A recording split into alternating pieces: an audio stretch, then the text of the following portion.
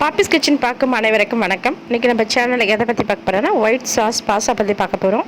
இது வந்து அதிகமான வேலை கூட இல்லை, ஒரு 10 நிமிஷம் வேலை தான். வீட்டில் இருக்க ப்ரொவிஷனை வச்சு நம்ம செய்யலாம்.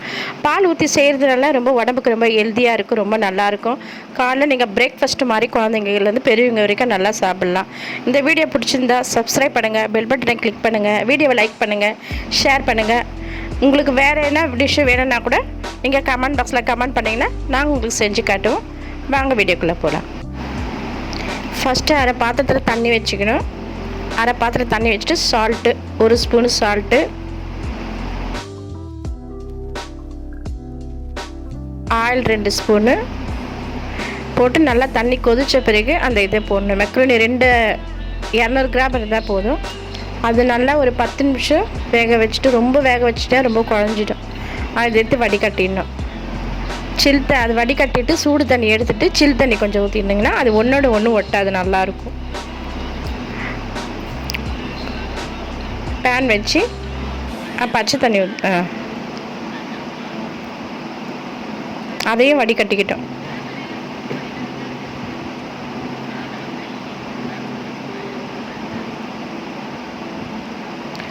ஒரு 3 ஸ்பூன் பட்டர் இருந்தாலும் போடலாம், நெய் இருந்தாலும் போடலாம்.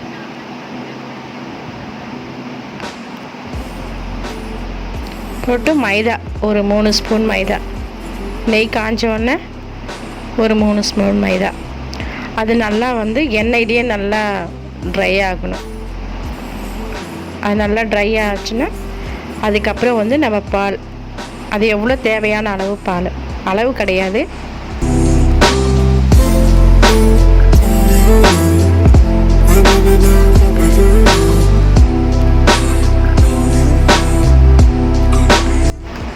இந்த மாதிரி மைதா நம்ம பால் ஊற்றிருக்கலாம். அதை ட்ரை ஆனோன்னா நம்ம பால் ஊற்றிடணும்.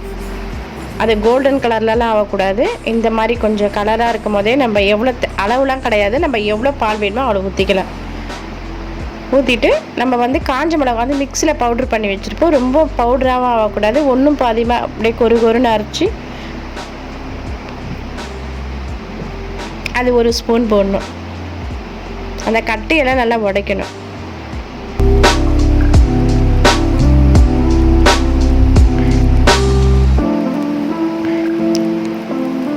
அது தேவையான சால்ட்டு போட்டுக்கோங்க.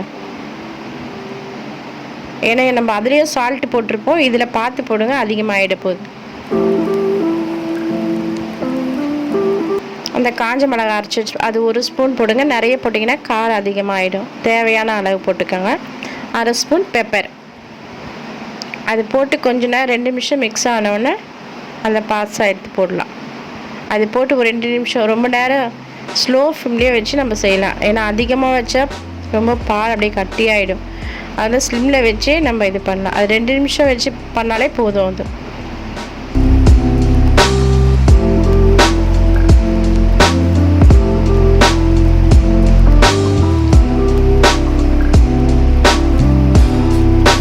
அது பார்க்கும்போதே கலர்ஃபுல்லாக இவ்வளோ நல்லா இருக்குது பாருங்கள்.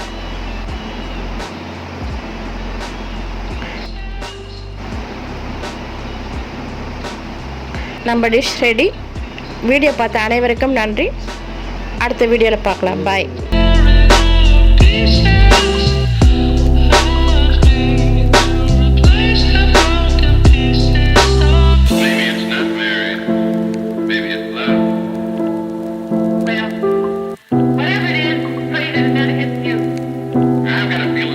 Have to be